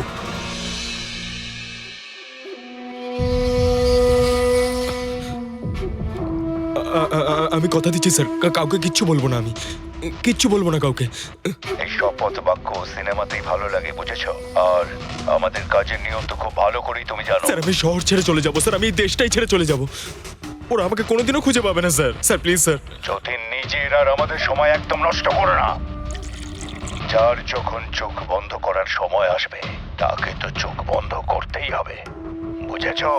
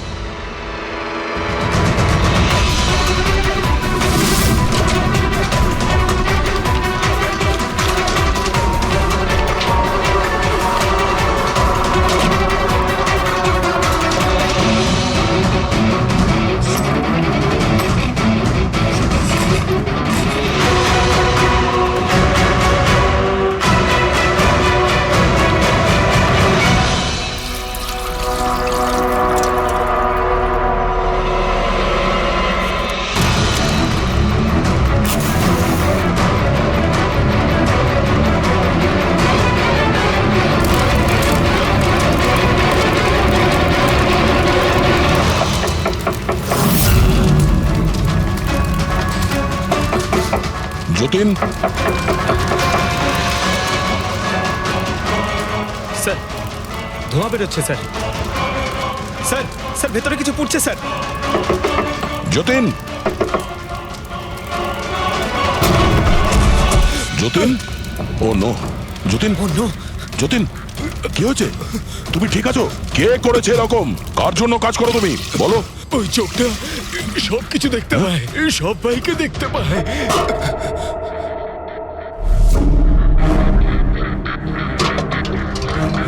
কি? যতীন, যতীন, যতীন, ও, ওই চোখটা সবকিছু দেখতে পায়।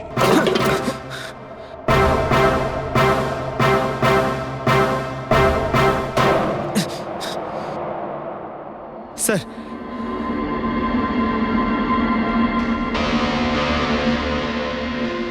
স্যার হয়তো হার্ড ডিস্ক থেকে কিছু জানা যেতে পারে। বস, মেক্রি ডেনথোনিং নামের বিষের জন্য এ মারা গেছে। মেক্রি ডেনথোনিন? আরে এটা তো সেই বিষটা না যেটা কারো শরীরে প্রবেশ করার মাত্র 5 মিনিটের মধ্যে লোকটা মারা যায়? হ্যাঁ স্যার, খুবই মারাত্মক বিষ। আর এই বিষটা খুবই গোপনভাবে লুকিয়ে রাখা হয়েছিল এর এই আংটিটার মধ্যে বস, এইটাতে, এই আংটিতে লুকিয়ে রাখা হয়েছিল। এই দেখো,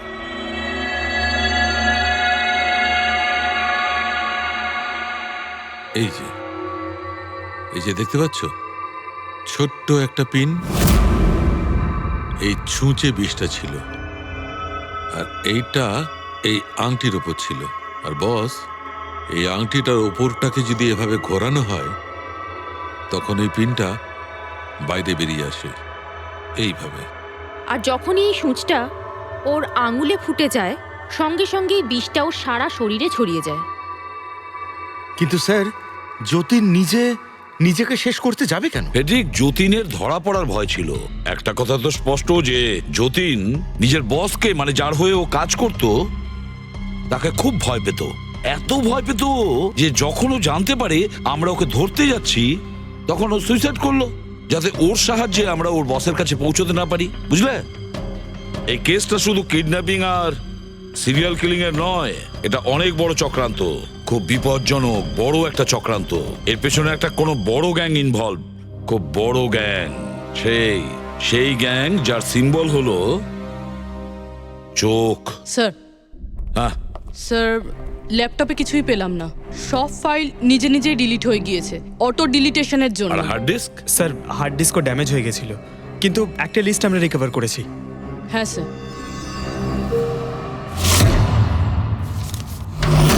আরে, এতে 100-রও বেশি নাম রয়েছে। স্যার, স্নেহালের সঙ্গে আরো যারা উধাও হয়েছিল সবার নাম এই লিস্টে আছে, কিন্তু স্যার কারোর তো কোনো রোগ নেই। নিশ্চয়ই এই লিস্ট যতীন ওই জেডি ল্যাব থেকে চুরি করে ওর বসকে দিয়ে দিয়েছে। কিন্তু কে হতে পারে এই লিস্টের মধ্যে যার মৃত্যুর নাম্বার এসে গেছে? কে হতে পারে? একটা কাজ করো, এই লিস্টে যতজন আছে, যতজনের নাম আছে, প্রত্যেককে ফোন করো, সতর্ক করো তাদের, ওদেরকে জানাও যে ওদের প্রাণের ঝুঁকি আছে।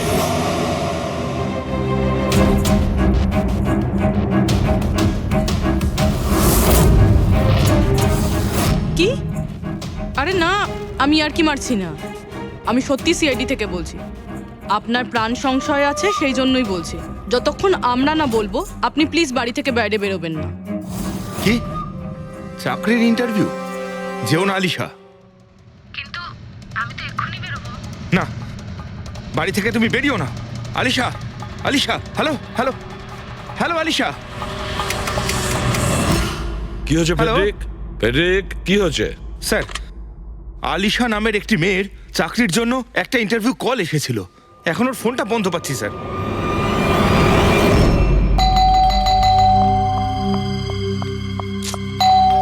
ওহো, এখন আবার কে এলো?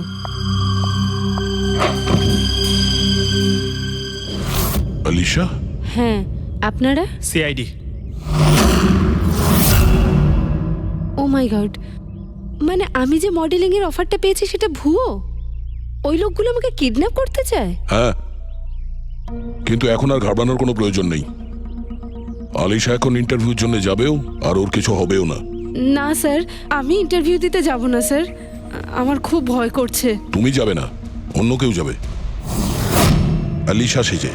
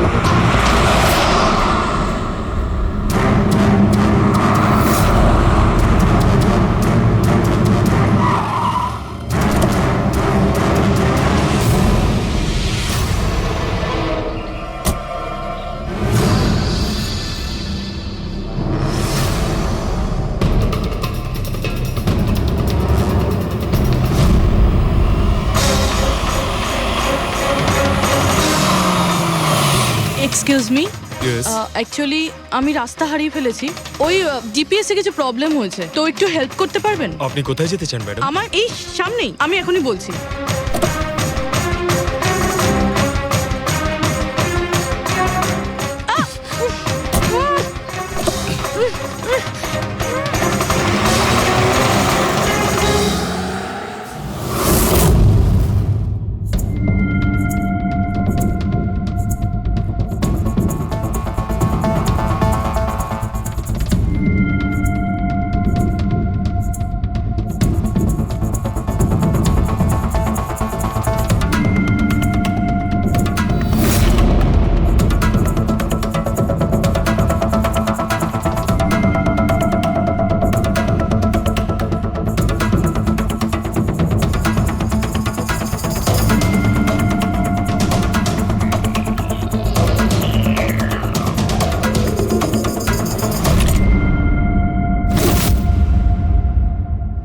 এসব কি করেছিস তুই? আলিশার বদলে অন্য একজনকে তুলে নিয়ে এসেছিস। আরে ভাই, এতে আমি কি করব?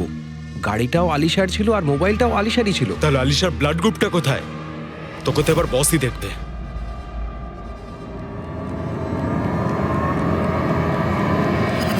হ্যালো বিউটিফুল, হ্যালো বিউটিফুল, আমাকে খুঁজছিলে নাকি? নাও, এসে গেছি আমি তোমার কাছে। হ্যাঁ, চলো। ছাড়, ছাড় আমাকে।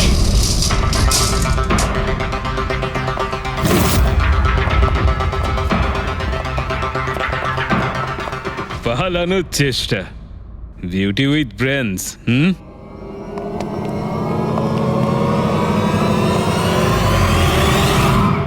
কি হলো? তোমরা কি মাছি দাঁড়াচ্ছিলে নাকি? ভাগ্যিস আমি সময় মতো এসে গেছিলাম। তল্লাশি নাও এর ভালো করে।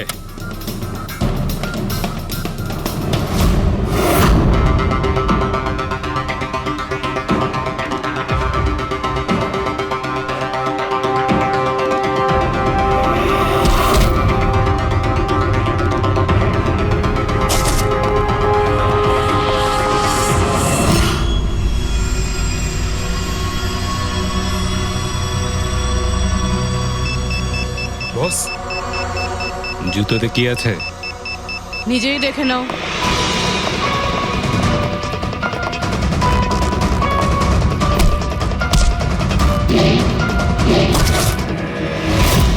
পা থেকে খোলো। খোল। কত টাইম লাগাস রে তোরা? হ্যাঁ,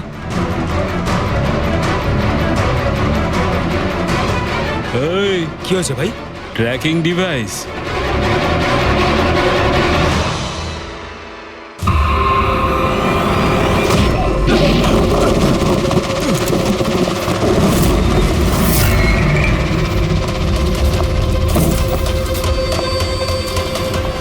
তোরা ঠিক করে চেক করিসনি নাকি? আর তুই হিরোইন, কে রে তুই? তোদের কাল। আচ্ছা, সিআইডি। ও পালাও!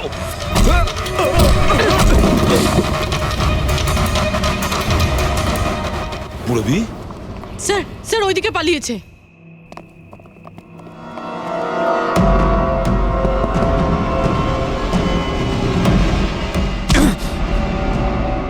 স্নেহাল, এসো তাড়াতাড়ি বেরো। কেউ আছে? বেরিয়ে এসো, তাড়াতাড়ি এসো। আসুন, বাইরে আসুন, আসুন তাড়াতাড়ি। এইদিকে, সামলে সামলে।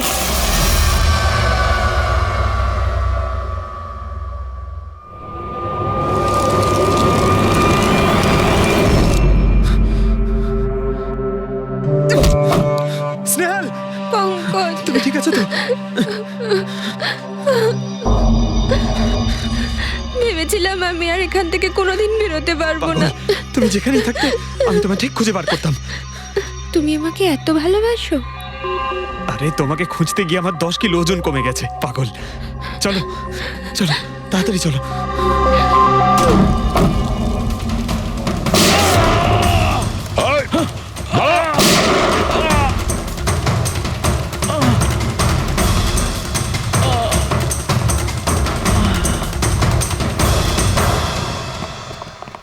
এত সহজে তোকে মরতে দেবো না।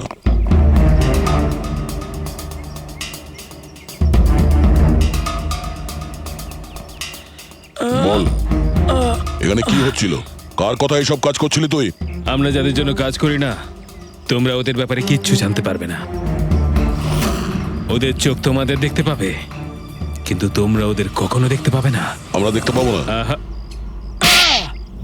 শরীরের অঙ্গ প্রত্যঙ্গের জন্য লিভার, কিডনি, আসলে ব্যাপারটা হলো আজকাল সব জিনিস ট্রান্সপ্লান্ট হয়ে যায় তো। কি মানুষের শরীরের অঙ্গ প্রত্যঙ্গ স্মাগলিং এর এত বড় চক্র চলছে? হ্যাঁ, জেডি ল্যাবের মতো এরকম অনেক ল্যাব আছে যেখান থেকে আমরা লোকেদের ডাটাবেস চুরি করি আর ওদের মধ্যে থেকে সুস্থ লোকেদের বাছি, যাতে ওদের অর্গানস বেচে কোটি কোটি টাকা আমরা বিদেশিদের থেকে কামাতে পারি। কোন বিদেশিদের?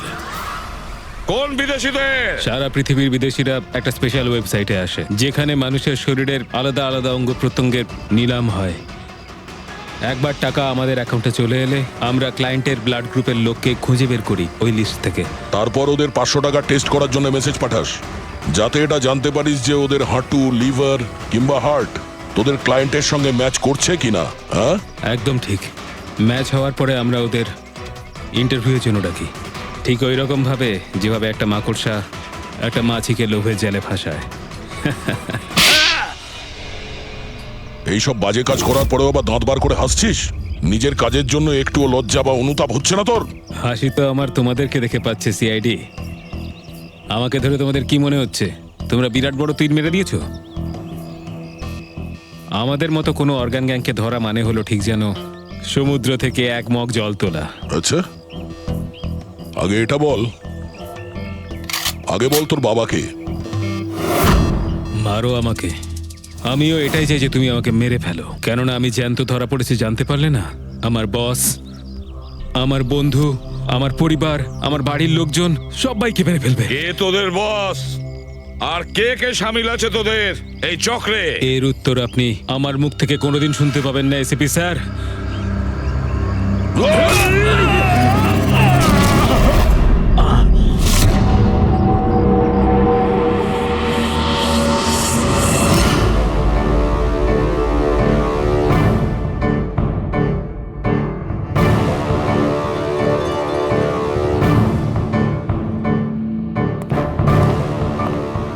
বস, একটা খারাপ খবর আছে। আমাদের অর্গান গ্যাংয়ের চোখ সিআইডির লোকেরা বন্ধ করে দিয়েছে। কিন্তু রণবীরকে দিয়ে সিআইডি কিছু বলাতে পারার আগেই ও আত্মহত্যা করে নিয়েছে। সিআইডির লোক আমার 1000 চোখের মধ্যে একটা চোখ বন্ধ করলে কি আর হবে? একটা চোখ যদি ওরা বন্ধ করে তার বদলে আমরা 100টা চোখ খুলব। এবার তো জমবে আমাদের খেলা।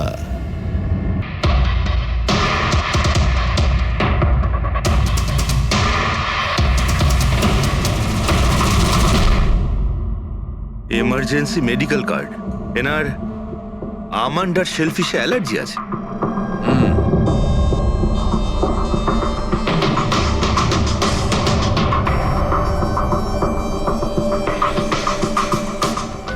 স্যার, কেকটাও পুরো খাওয়া হয়নি। এই দেখুন, মনে হচ্ছে কেক কাটার কিছুক্ষণের মধ্যেই এরা সবাই মারা গিয়েছেন।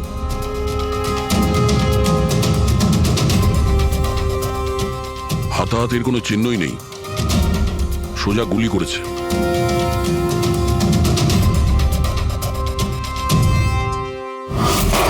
এইভাবেই গুলি চালিয়েছে।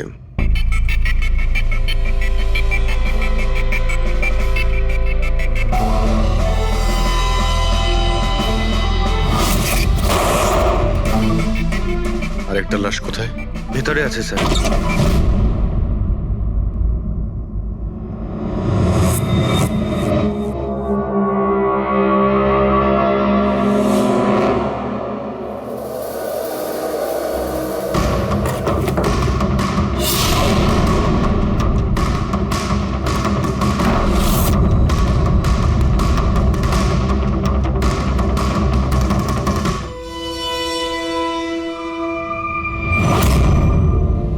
গান কেস, কিন্তু এ তো পুরো খালি।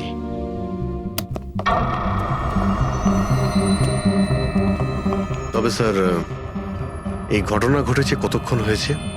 এই 4 জনের মৃত্যুই কালকে দুপুর 2টো থেকে 4টের মধ্যে হয়েছে। এরা কে কিছু জানতে পারলে?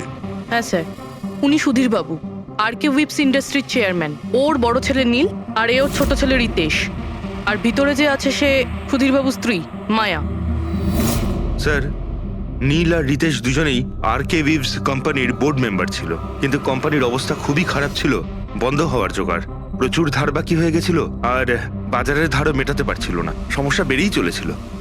তাহলে এখানে সেলিব্রেশন কি জন্য হচ্ছিল? স্যার, সুধীর বাবুর 60তম জন্মদিন ছিল। বার্থডে সেলিব্রেট করছিল? তাহলে নিশ্চয়ই আরো অনেকে এসেছিল। অফিসের কিছু লোক এসেছিল স্যার, আর ওদেরকে জিজ্ঞাসাবাদ করে ছেড়ে দিয়েছি। এরা সবাই এখানে একসাথে থাকতো কি? না না স্যার, এখানে তো শুধু সুধীরবাবু আর মায়া থাকতেন। সুধীরবাবু নীল আর রিতেশের জন্য আলাদা আলাদা বাংলো কিনে রেখেছিলেন, এরা দুজন ওখানেই থাকতো। আজকে তারা বাবার জন্মদিন পালন করতে এসেছিল। স্যার, সন্ধেবেলায় অনেক বড় একটা পার্টি হওয়ার কথা ছিল। কেক কাটার কিছুক্ষণের মধ্যেই সবাই মারা যায়। পার্টি প্ল্যান যারা করেছিল সেই টিমটা এসেছিল, কিন্তু কেউ দরজা খোলেনি দেখে চলে গিয়েছিল। বস, আমার মনে হচ্ছে না যে কেউ বাইরে থেকে এসেছিল। যা কিছু ঘটেছে এই 4 জনের মধ্যেই ঘটেছে। কিন্তু বাড়িতে তো কোনো চাকর অবশ্যই থাকবে। আছে তো, চাকর আছে তো, কিন্তু তারা গ্রামে গেছে। সুধীরবাবু শুধু আজকের জন্য একজন সার্ভেন্ট হায়ার করেছিলেন, সে কাল সকালে কাজ করে গেছিল, আর পার্টি শেষ হওয়ার পরে আজকে এসে পরিষ্কার করার কথা ছিল। পার্টি শেষ হওয়ার আগেই সবকিছু শেষ হয়ে গেছে। মনে তো হচ্ছে এটা মার্ডারই। সরি ডক্টর সালুকে, আমার এটা মনে হচ্ছে যে এই 4 জন ছাড়াও এখানে আরো একজন ছিল, যে বাইরে থেকে ভেতরে এসেছিল। একটু মন দিয়ে দেখো, এখানে কোনো হাতাহাতির কোনো চিহ্ন নেই, আর প্রত্যেকটা জিনিস নিজের জায়গাতেই আছে। এটা মনে হচ্ছে যে কেউ কেকের মধ্যে কিছু মিশিয়ে দিয়েছিল, যেটা খেয়ে এরা 4 জনই অজ্ঞান হয়ে গেছিল। তারপরে ওই 5 নম্বর লোকটা বাড়ির মধ্যে ঢুকলো, এসে সবাইকে গুলি করে দিল। এটা বস 100% মার্ডার। মার্ডার আর সুইসাইডও। আচ্ছা, তোমরা তো নিশ্চিতভাবে কি করে বলছো? স্যার, এই দেখুন, বাকি 3টে লাশের কাছে স্ট্রাগলের কোনো চিহ্ন মাত্র নেই, শুধুমাত্র সুধীর বাবু ছাড়া। এনার পা ভাঁজ হয়ে রয়েছে, অনেকটা ব্লাডও বেরিয়েছে। আমার মনে হয় যখন ওনার গুলি লাগে তখন উনি বেঁচে ছিলেন। যদি উনিও কেক খেয়ে বাকিদের মতো অজ্ঞান হয়ে থাকতেন, তাহলে ওদের মতোই পড়ে থাকতেন। ইনি প্রথমে 3 জনকে গুলি করেন আর তারপর সুইসাইড করেন, এরকম মনে হচ্ছে। যদি এটাই হয়তো, তাহলে যে বন্দুক দিয়ে গুলি করা হয়েছিল সেটা কোথায়? সেটা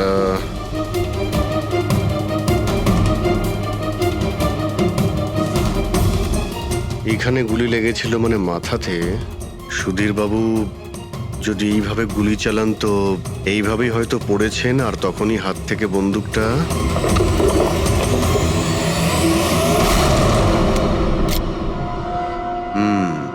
এই হলো বন্দুক। স্যার, এই দেখুন, রিতেশের ফোনটা পেলাম। স্যার, ও কেক কাটার কিছুক্ষণ পরেই নিজের সোশ্যাল পেজে এই সেলফিটা পোস্ট করেছে। বলছিলাম না, এখানে পঞ্চম ব্যক্তি থাকতেই পারে না। কিন্তু বুঝতে পারছি না কেন, আমার এখনো সন্দেহ আছে। দেখুন, সন্দেহ করা তো আমাদের কাজ। একটা কাজ করে যতগুলো এভিডেন্স আছে, যতগুলো জিনিস আছে, সব বিউরোতে নিয়ে যাই, দেখি এসিপি স্যার কি বলেন। গোলমাল মনে হচ্ছে। বস, আমি ওদের পেটের মধ্যে কেকের টুকরো পেয়েছি, ওই যে কেক ওরা খেয়েছিল। ওই কেকের মধ্যে সেনেটিভ মেশানো ছিল, নেশার ওষুধ। সেনেটিভ? 3 জন খেয়েছে আর অজ্ঞান হয়ে গেছে। 4 জনই? না, 3 জন। নীল, রিতেশ আর মায়া, ওদের 3 জনের পেটের মধ্যেই শুধু কেকের টুকরো পাওয়া গেছে। তার মানে সুধীর বাবু ওই কেকটা খাননি? না দয়া, সুধীর শুধু একজনই ছিল যে গুলি চলবার সময় অজ্ঞান হয়নি। কি? সুধীরবাবু নিজের জন্মদিনে এই কেক খাননি? খায়নি, কারণ ওই কেকের মধ্যে বাদাম মেশানো ছিল। কিন্তু স্যার, ওনার বাড়ির লোকের তো নিশ্চয়ই জানা আছে যে ওনার বাদাম থেকে অ্যালার্জি ছিল। এক্স্যাক্টলি। তাহলে এই কেক আনলো কেন? অদ্ভুত ব্যাপার। সুধীর বাবুর বার্থডে ছিল আর কেক ওই 3 জনে খেয়েছিল। কেক 3 জনে খেয়েছিল, কিন্তু ওখান থেকে যে বন্দুকটা পাওয়া গেছে তাতে 4টে গুলি খরচ হয়েছে, যেগুলো এদের গায়ে লেগেছে। অদ্ভুত ব্যাপার যে ওর ওপর সুধীরের আঙুলের ছাপ আছে। আর ওই বন্দুকটাও তো সুধীর বাবুর নামেই রেজিস্টার করা। তো সুধীর বাবু প্রথমে ওই 3 জনকে গুলি করে আর তারপর নিজে সুইসাইড করে, কিন্তু কেন? ঝামেলা এড়ানোর জন্য। ব্যবসা ডুবে যাচ্ছে, ধার দেনা বেড়ে যাচ্ছে, এই জন্য নিজের সঙ্গে পুরো ফ্যামিলিটাকেই মেরে ফেলে। আর কি কারণ হতে পারে? হ্যাঁ স্যার, তাই তো মনে হচ্ছে সুধীর বাবু ইচ্ছে করেই ওই বাদামওয়ালা কেক নিয়ে এসেছিল যাতে ওনাকে না খেতে হয়, আর উনি সেনেটিভ মিশিয়ে ওই কেকটা সবাইকে খাইয়ে দেন। আর অজ্ঞান হওয়ার পরে তাদের মেরে ফেলে নিজেও আত্মহত্যা করেন। রবি, ওই রিতেশ যেটা ফটো আপলোড করেছিল না নেটে, সেটা একটু খোলো তো। কটার সময় তুলেছিল এই ফটোটা? স্যার 2:05 আর আপলোড করেছিল স্যার 2:07 সালুকে একটা কথা বলো, কেক খাওয়ার কতক্ষণ পরে ওরা অজ্ঞান হয়েছিল? 20 থেকে 25 মিনিট। মানে 2:30 না 2:35? আমার মনে হয় ওরা সবাই ওই সময়ই মারা গিয়েছিল, 2:30 থেকে 3:45 মধ্যে। মানে সবকিছু ঘটেছে ওই 40 মিনিটের ভেতরেই। 1 মিনিট, ওই দেখো ওই ছায়াটা কার? ওই শ্যাডো? এই চারজন তো এখানে দাঁড়িয়েছিল, তাহলে ছায়া ওখানে গেল কি করে? সেটা ওখানে গিয়েই দেখতে হবে। এই শ্যাডোটা কার ছিল?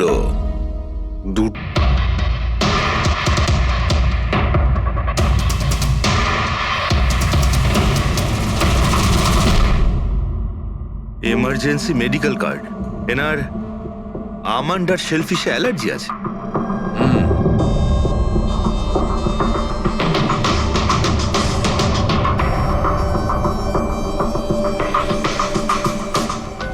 স্যার কেকটাও পুরো খাওয়া হয়নি, এই দেখুন। মনে হচ্ছে কেক কাটার কিছুক্ষণের মধ্যেই এরা সবাই মারা গিয়েছেন।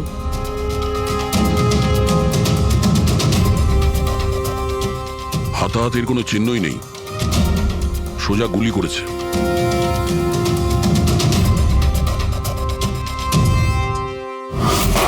এইভাবেই গুলি চালিয়েছে।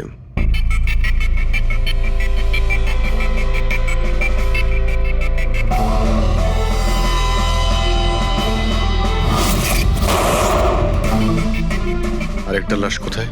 ভেতরে আছে স্যার।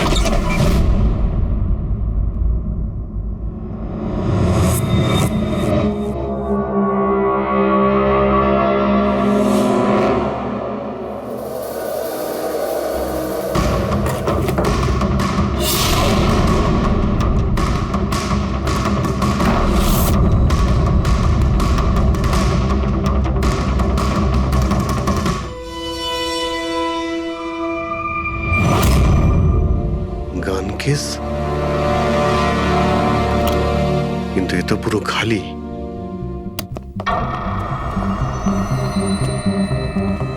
তবে স্যার, এই ঘটনা ঘটেছে কতক্ষণ হয়েছে? এই 4 জনের মৃত্যুই কালকে দুপুর 2 থেকে 4টের মধ্যে হয়েছে। এরা কে কিছু জানতে পারলে? হ্যাঁ স্যার, উনি সুধীর বাবু, আর কে উইপস ইন্ডাস্ট্রির চেয়ারম্যান। ওর বড় ছেলে নীল, আর এ ওর ছোট ছেলে রিতেশ। আর ভিতরে যে আছে সে সুধীর বাবুর স্ত্রী মায়া। স্যার, নীল আর রিতেশ দুজনেই আর কে উইভস কোম্পানির বোর্ড মেম্বার ছিল, কিন্তু কোম্পানির অবস্থা খুবই খারাপ ছিল, বন্ধ হওয়ার জোগাড়। প্রচুর ধার বাকি হয়ে গেছিল, আর বাজারের ধারও মেটাতে পারছিল না, সমস্যা বেড়েই চলেছিল। তাহলে এখানে সেলিব্রেশন কি জন্য হচ্ছিল? স্যার, সুধীর বাবুর 60তম জন্মদিন ছিল। বার্থডে সেলিব্রেট করছিল? তাহলে নিশ্চয়ই আরো অনেকে এসেছিল। অফিসের কিছু লোক এসেছিল স্যার, আর ওদেরকে জিজ্ঞাসাবাদ করে ছেড়ে দিয়েছি। এরা সবাই এখানে একসাথে থাকতো কি? না না স্যার, এখানে তো শুধু সুধীরবাবু আর মায়া থাকতেন। সুধীরবাবু নীল আর রিতেশের জন্য আলাদা আলাদা বাংলো কিনে রেখেছিলেন, এরা দুজন ওখানেই থাকতো। আজকে তারা বাবার জন্মদিন পালন করতে এসেছিল। স্যার, সন্ধেবেলায় অনেক বড় একটা পার্টি হওয়ার কথা ছিল, কেক কাটার কিছুক্ষণের মধ্যেই সবাই মারা যায়। পার্টি প্ল্যান যারা করেছিল সেই টিমটা এসেছিল, কিন্তু কেউ দরজা খোলেনি দেখে চলে গিয়েছিল। বাস, আমার মনে হচ্ছে না যে কেউ বাইরে থেকে এসেছিল। যা কিছু ঘটেছে এই 4 জনের মধ্যেই ঘটেছে। কিন্তু বাড়িতে তো কোনো চাকর অবশ্যই থাকবে। আছে তো, চাকর আছে তো, কিন্তু তারা গ্রামে গেছে। সুধীরবাবু শুধু আজকের জন্য একজন সার্ভেন্ট হায়ার করেছিলেন, সে কাল সকালে কাজ করে গেছিল, আর পার্টি শেষ হওয়ার পরে আজকে এসে পরিষ্কার করার কথা ছিল। পার্টি শেষ হওয়ার আগেই সবকিছু শেষ হয়ে গেছে। মনে তো হচ্ছে এটা মার্ডারই। সরি ডক্টর সালুকে, আমার এটা মনে হচ্ছে যে এই 4 জন ছাড়াও এখানে আরো একজন ছিল, যে বাইরে থেকে ভেতরে এসেছিল। একটু মন দিয়ে দেখো, এখানে কোনো হাতাহাতির কোনো চিহ্ন নেই, আর প্রত্যেকটা জিনিস নিজের জায়গাতেই আছে। এটা মনে হচ্ছে যে কেউ কেকের মধ্যে কিছু মিশিয়ে দিয়েছিল, যেটা খেয়ে এরা 4 জনই অজ্ঞান হয়ে গেছিল। তারপরে ওই 5 নম্বর লোকটা বাড়ির মধ্যে ঢুকলো, এসে সবাইকে গুলি করে দিল। এটা বস 100% মার্ডার। মার্ডার আর সুইসাইডও। আচ্ছা তোমরা তো নিশ্চিতভাবে কি করে বলছো? স্যার এই দেখুন, বাকি 3টে লাশের কাছে স্ট্রাগলের কোনো চিহ্ন মাত্র নেই, শুধুমাত্র সুধীর বাবু ছাড়া। এনার পা ভাঁজ হয়ে রয়েছে, অনেকটা ব্লাডও বেরিয়েছে। আমার মনে হয় যখন ওনার গুলি লাগে তখন উনি বেঁচে ছিলেন। যদি উনিও কেক খেয়ে বাকিদের মতো অজ্ঞান হয়ে থাকতেন তাহলে ওদের মতোই পড়ে থাকতেন। ইনি প্রথমে 3 জনকে গুলি করেন আর তারপর সুইসাইড করেন, এরকম মনে হচ্ছে। যদি এটাই হয়তো তাহলে যে বন্দুক দিয়ে গুলি করা হয়েছিল সেটা কোথায়? সেটা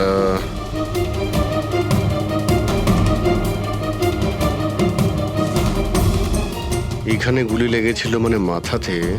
সুধীর বাবু যদি এইভাবে গুলি চালান তো এইভাবেই হয়তো পড়েছেন আর তখনই হাত থেকে বন্দুকটা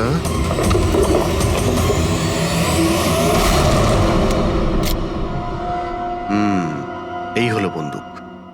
স্যার এই দেখুন, রিতেশের ফোনটা পেলাম। স্যার ও কেক কাটার কিছুক্ষণ পরেই নিজের সোশ্যাল পেজে এই সেলফিটা পোস্ট করেছে। বলছিলাম না, এখানে পঞ্চম ব্যক্তি থাকতেই পারে না। কিন্তু বুঝতে পারছি না কেন, আমার এখনো সন্দেহ আছে। দেখুন, সন্দেহ করা তো আমাদের কাজ। একটা কাজ করে যতগুলো এভিডেন্স আছে, যতগুলো জিনিস আছে, সব বিউরোতে নিয়ে যাই, দেখি এসিপি স্যার কি বলেন। গোলমাল মনে হচ্ছে। বস, আমি ওদের পেটের মধ্যে কেকের টুকরো পেয়েছি, ওই যে কেক ওরা খেয়েছিল। ওই কেকের মধ্যে সেনেটিভ মেশানো ছিল, নেশার ওষুধ। সেনেটিভ? 3 জন খেয়েছে আর অজ্ঞান হয়ে গেছে। 4 জনই? না, 3 জন। নীল, রিতেশ আর মায়া, ওদের 3 জনের পেটের মধ্যেই শুধু কেকের টুকরো পাওয়া গেছে। তার মানে সুধীর বাবু ওই কেকটা খাননি? না দয়া, সুধীর শুধু একজনই ছিল যে গুলি চল